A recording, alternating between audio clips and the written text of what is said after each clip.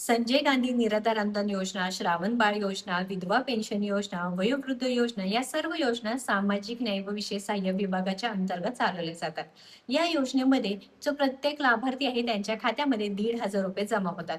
पण अनेक जे आपले फॉलोअर्स असतील, सबस्क्रायबर्स असतील, त्यांनी तक्रार केली आहे की आम्हाला हप्ता जमा झालेले नाहीत.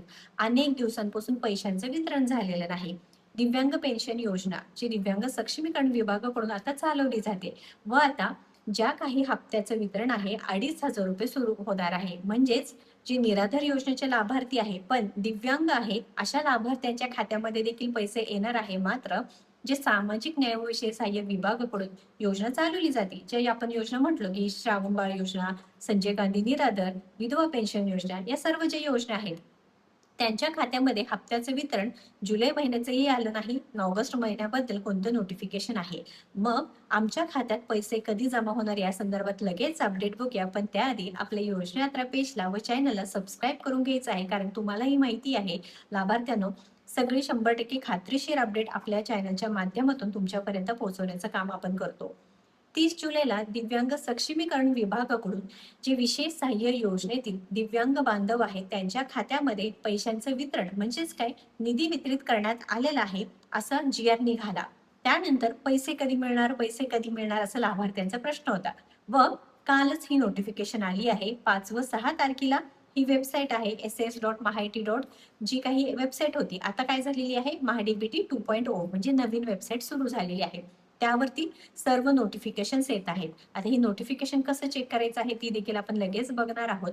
पण महत्वाचा प्रश्न काय की दिव्यांग पेन्शन योजना जुलै महिन्याचे दिव्यांग सक्षमीकरण विभागाकडे गेल्यानंतर 1 एप्रिल पासून त्या त्या विभागाला आता दिव्यांग विभागाला दिव्यांग सक्षमीकरण विभाग देण्यात आला आहे दिव्यांग पेन्शन योजनेला. पण सामाजिक न्याय व विशेष सहाय्य योजनेचे जे लाभार्थी आहे त्यांनी काय पाप केलेला आहे हा सुद्धा एक प्रश्न आहे.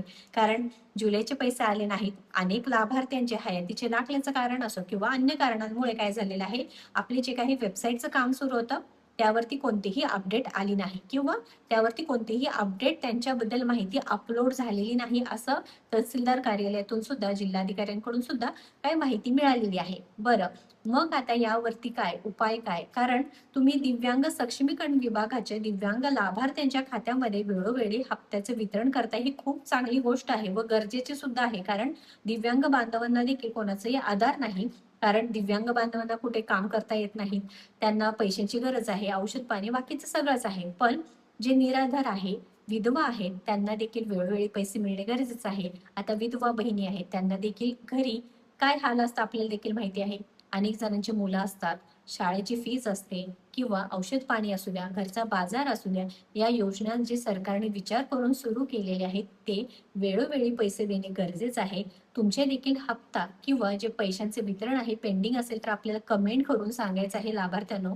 विधवा पेन्शन योजनेचे तरी वेळेवरती पैसे द्या. वयोवृद्ध योजना ज्या प्रत्येक महिन्याला औषधाचा खर्च असतो. मी अनेक वयोवृद्धांना पाहिलेलं आहे जे निराधार योजनेचा लाभ घेतात पण त्यांना हप्ता वेळेवरती येत नाही. हयातीचे दाखले तिथे सबमिट केलेले आहेत. या वयात देखील पळापळ केलेली आहे. आता नवीन टेक्नॉलॉजी आली आहे. सांगितलं की ऑनलाईन पद्धतीने तुम्ही हयातीचा दाखला काढा. पण ही जी जनरेशन आहे त्यांना माहिती आहे का? किंवा जे वयोवृद्ध आहेत त्यांना माहिती आहे का की ऑनलाईन पद्धतीने कसं करायचं? बरं, आपण मदत घेऊ शकतो. पण जे खरोखर निराधार आहे, दिव्यांग आहेत, विधवा आहेत, वयोवृद्ध आहेत यांचं काय? त्यांना वेळेवरती पैसे देणे गरजेचं आहे. सरकारकडे एकच विनंती, सामाजिक न्याय व विशेष सहाय्य विभागाने याकडे नक्कीच लक्ष द्यावे जेणेकरून खरोखर जे गरजू असणार आहे, जे काही गरजू असणार आहे त्यांच्या खात्यात हे पैसे जमा करणे गरजेचं आहे. व इथे लाभार्थींची अजून एक तक्रार आहे. प्रत्येक वेळेस आम्ही हयातीचे दाखले वगैरे दिले आहेत तरी देखील आमच्या हप्त्याचे वितरण झालेलं नाही. तुम्ही एकदा तहसील कार्यालयात भेट द्या. तुमचे जे काही नावापुढे पूर्णपणे कागदपत्रे जमा आहे का नाही एकदा चक्कर मारा. तुम्ही स्वतः जाऊन पुढाकार घेऊन आपण जर गेलो नाही, चौकशी केली नाही तर आपल्याकडे कोणीही लक्ष देणार नाही. त्यामुळे एकच विनंती तुम्हाला सुद्धा, आता तुम्हाला वाटेल आता ह्याच फक्त सांगायचं राहिलेलं आहे आम्हाला की असं करा तसं करा, पण नाही, हे आपल्या गरजेचं आहे. आपल्याला गरज आहे, आपली योजना असणार आहे, आपल्या हक्काचे पैसे आहेत. त्याच्यामुळेच मी वारंवार सांगते हयातीचे दाखला जमा करा. ऑगस्ट महिन्याच्या शेवटपर्यंत आपल्याला जमा करणे गरजेचं असणार आहे. त्यानंतर पुढे असंच जर आपण हयातीचे दाखले जमा नाही केले तर फक्त पैसे पैसे बंद होतील. पण पुढे जर असंच आपण जमाच केले नाही तर तुम्हाला या योजनेमधून पूर्णपणे नाव कट होईल. पुढे मग पुन्हा नवीन पहिल्यापासून प्रोसेस, नाव नोंदणी करा, मग कागदपत्रे जमा करा, असं वगैरे सगळं प्रॉब्लेम होऊ शकतो. त्यामुळे लाभार्थी मित्रांनो, तुम्हाला एकच विनंती असणार आहे, जे कागदपत्र आहे ते एकदा चेक करा, जमा करा. तुम्ही स्वतः जाऊन ऑफिसला भेट द्या. तुमचे काही प्रॉब्लेम असेल तर आपल्याला कमेंट करून सांगा. पण सरकारला सुद्धा एक विनंती, जे पेंडिंग पैसे आहेत, ज्या लाभार्थ्यांना, गरजू लाभार्थी आहेत त्यांना नक्की द्या. तुम्ही वाढीव अनुदान 6,000 रुपये देता किंवा वाढीव अनुदान सुद्धा दिलेलं नाही. दिव्यांग बांधवांना तुम्ही 2,500 रुपये वाढ झाली ती खूप चांगलं आहे. पण निराधार असू द्या, जे विधवा पेन्शन योजनेचे लाभार्थी आहेत त्यांना देखील गरज आहे. आता माननीय बच्चूभाऊ कडू यांनी सांगितलं की आम्हाला 6,000 रुपये वाढीव अनुदान द्या. त्यावरती देखील विचार करणं गरजेचं असणार आहे. कारण सध्या शेतकरी बांधवांची कर्जमाफी सुरू आहे. त्यावरती देखील अनेक जण चर्चा करत आहेत. पण इकडचं काय झालेलं आहे, निराधार योजनेसंदर्भात सगळ्यांना विसर पडलेला दिसून येत आहे. वाढीव अनुदान तर मिळतच नाही. ते तर आपण विचारच करू शकत नाही वाढीव अनुदानाबद्दल. ठीक आहे. पण त्यांचे जे 1,500 रुपये आहेत ते तरी तुम्ही दिलं पाहिजे आहे. ते त्यांच्या हक्काचे पैसे असणार आहे.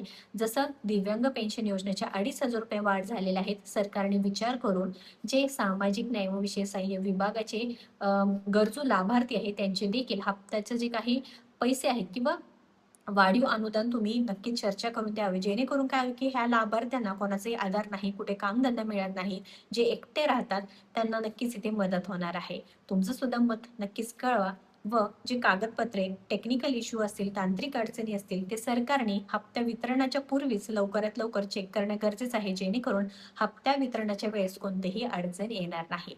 महत्त्वपूर्ण व्हिडिओ असणार आहे, त्यामुळे जास्तीत जास्त लाभार्थ्यांपर्यंत शेअर करून पुढील सर्व सरकारी अपडेटसाठी आपल्या योजनात्रा पेजला व चॅनलला फॉलो, सबस्क्राईब करा. धन्यवाद.